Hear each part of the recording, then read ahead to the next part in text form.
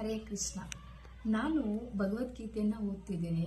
2 ವರ್ಷದಿಂದ ಓದ್ತಾ ಇದ್ದೀನಿ. ಇರೋದು 18 ಅಧ್ಯಾಯ. ಆದರೆ ನಾನು ಅದನ್ನ ಅರ್ಥ ಮಾಡ್ಕೊಂಡು ಅದೇ ಥರ ಜೀವನ ನಡೆಸೋದಕ್ಕೋಸ್ಕರ 18 ಅಧ್ಯಾಯ ಆದರೂ 2 ವರ್ಷದಿಂದ ಓದ್ತಾ ಇದ್ದೀನಿ. 9ನೇ ಅಧ್ಯಾಯ ಮುಗಿದು 10ನೇ ಅಧ್ಯಾಯ ಶುರು ಮಾಡಿದೆ. ವಿಭೂತಿ ಯೋಗ, ಭಗವಂತನ ಐಶ್ವರ್ಯ. ಇಲ್ಲಿ ಓದ್ತಾ ನಾನು ಭಗವದ್ಗೀತೆಯನ್ನ ಓದೋದನ್ನ 2 ದಿನ ನಿಲ್ಲಿಸ್ಬಿಟ್ಟೆ. ನನಗೆ ಅಷ್ಟು ಕನ್ಫ್ಯೂಸ್ ಆಯಿತು. ಯಾಕಂದ್ರೆ ನಾನು ಶಿವನನ್ನು ಕೂಡ ಪೂಜೆ ಮಾಡ್ತೀನಿ, ವಿಷ್ಣುವನ್ನು ಪೂಜೆ ಮಾಡ್ತೀನಿ. ಇಲ್ಲಿ ಒಂದು ಶ್ಲೋಕ ಏನಿದೆ ಭಗವಂತನ ಒಂದು ಐಶ್ವರ್ಯದಲ್ಲಿ 8ನೇ ಶ್ಲೋಕ ಚೆನ್ನಾಗಿ ಹೇಳಿದ್ದಾರೆ, ಅನುವಾದ ಕೂಡ ಚೆನ್ನಾಗಿದೆ.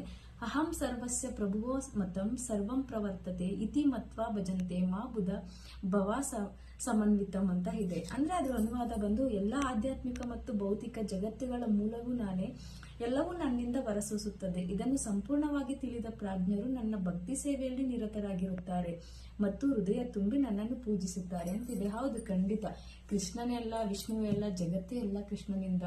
ಕಲಿಯುಗದಲ್ಲಿ ಅವನೇ ಎಲ್ಲ ಪರಮಾತ್ಮ ಅಂತ ನಾನು ನಂಬ್ತೀನಿ, ನಾನು ಪೂಜೆ ಮಾಡ್ತಿದ್ದೀನಿ. ಆದ್ರೆ ಅದು ಅನುವಾದ ಆದ್ಮೇಲೆ ಭಾವಾರ್ಥದಲ್ಲಿ ಬಂದಾಗ ಇಲ್ಲಿ ಹೇಳ್ತಾರೆ, ನಾರಾಯಣನೊಬ್ಬನೇ ಸೃಷ್ಟಿಯ ಪ್ರಾರಂಭದಲ್ಲಿ ಪರಮ ಪುರುಷನಾದ ನಾರಾಯಣನೊಬ್ಬನೇ ಇದ್ದನು. ಬ್ರಹ್ಮ ಇರಲಿಲ್ಲ, ಶಿವನಿರಲಿಲ್ಲ, ನೀರು ಇರಲಿಲ್ಲ, ಅಗ್ನಿ ಇರಲಿಲ್ಲ, ಚಂದ್ರ ಇರಲಿಲ್ಲ, ಆಕಾಶದಲ್ಲಿ ನಕ್ಷತ್ರಗಳಿರಲಿಲ್ಲ, ಸೂರ್ಯನಿರಲಿಲ್ಲ. ಮಹಾ ಉಪನಿಷತ್ತಲ್ಲಿ ಇದು ಮೆನ್ಷನ್ ಮಾಡಿದ್ದಾರೆ ಅಂತೆ. ಅವ್ರು ಹೇಳ್ತಿದ್ದಾರೆ, ಶಿವನು ಪರಮನ ಪ್ರಭುವಿನ ಹಣೆಯಿಂದ ಹುಟ್ಟಿ ಬರ್ತಾನೆ ಅಂತ. ಅಂದ್ರೆ ಶಿವ ವಿಷ್ಣುವಿನ ಹಣೆಯಿಂದ ಜನ್ಮ ತಾಳ್ತಾನೆ ಅಂತ ಮೆನ್ಷನ್ ಮಾಡಿದ್ದಾರೆ. ನನ್ಗದು ಒಪ್ಕೊಳಕ್ ಆಗ್ಲಿಲ್ಲ. ನಾನು ಶಿವ ಮತ್ತೆ ವಿಷ್ಣುವನ್ನ ಇಬ್ರು ಒಂದೇ ತರ ನೋಡ್ತೀನಿ, ಇಬ್ರು ಭಗವಂತ. ಆದ್ರೆ ನನ್ಗೆ ಯಾಕೆ ಅದು ಮನ್ಸಲ್ಲಿ ಆತರ ಬಂತು ಅಂತ ಗೊತ್ತಿಲ್ಲ. ಭಗವದ್ಗೀತೆ ಸುಳ್ಳು ಅಂತಲ್ಲ, ಅದು ನನ್ನ ಮನ್ಸಿಗೆ ಆಗ್ತಾನೆ ಇಲ್ಲ. ಯಾಕಂದ್ರೆ ಭಗವಂತ ಎಲ್ಲ ಹೃದಯದಲ್ಲಿ ಇದ್ದಾನೆ ಅಂದ್ರೆ ನನ್ನ ಹೃದಯದಲ್ಲಿ ಇದ್ದಾನೆ. ನನ್ಗೆ ಏನೋ ಅದು ಕಷ್ಟ ಆಗ್ತಿದೆ ಅರ್ಥ ಮಾಡ್ಕೊಳಕ್ಕೆ. ಅಂದ್ರೆ ಭಗವಂತ ಅವನ ಕಡೆಯಿಂದ ನನ್ಗೊಂದು ಸೂಚನೆ ಕೊಡ್ತಿದ್ದಾನೆ, ಹೌದು ಇರ್ಬೋದೇನೋ, ತಿಳ್ಕು ಅಂತ ಏನೋ ಒಂದು ಸೂಚನೆ ಕೊಡ್ತಿದ್ದಾನೆ ಅನಿಸ್ತು.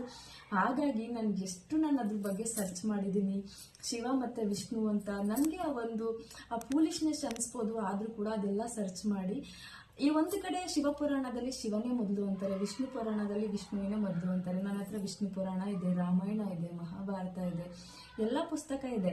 ಆದ್ರೆ ನನ್ಗೆ ಇದು ಯಾಕೆ ಒಪ್ಕೊಳಕ್ ಆಗ್ಲಿಲ್ಲ ಅಂತ ಅರ್ಥನೇ ಆಗ್ಲಿಲ್ಲ. ಅದಾದ್ಮೇಲೆ ಮತ್ತೆ ನಾನು ಓದ್ತಾ ಇದ್ದೆ.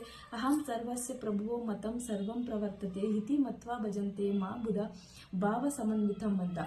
ನನ್ಗೆ ಕೃಷ್ಣನಿಗೆ ಹೇಳ್ಬಿಟ್ಟೆ, ನನ್ಗೆ ಇದು ಅಕ್ಸೆಪ್ಟ್ ಮಾಡ್ಕೊಳಕ್ ಆಗ್ತಿಲ್ಲ. ಶಿವ ನಿನ್ನಣೆಯಿಂದ ಅಂದ್ರೆ ನನ್ಗೆ ಅರ್ಥ ಆಗ್ತಿಲ್ಲ ಭಗವಂತ, ನೀನೇ ಅದಕ್ಕೆ ದಾರಿ ತೋರಿಸ್ಬೇಕಂತೇಳಿ 1-2 ದಿನ ಭಗವದ್ಗೀತೆ ಓದ್ಲಿಲ್ಲ, ಸ್ಟಾಪ್ ಮಾಡಿ ತುಂಬಾ ಅದ್ರ ಬಗ್ಗೆನೇ ಯೋಚನೆ ಮಾಡ್ತಾ ಇದ್ದೆ. ಆಗ ನನಗೆ ನನ್ನ ಹತ್ರ ತುಂಬಾ ಪುಸ್ತಕಗಳಿದೆ. ನಾನೆಲ್ಲ ವಿವೇಕಾನಂದ, ಆದಿಶಂಕರಾಚಾರ್ಯರು, ಇವನ್ ಅಬ್ದುಲ್ ಕಲಾಂ ಎಲ್ಲಾರ ಪುಸ್ತಕಗಳನ್ನ ಓದ್ತೀನಿ.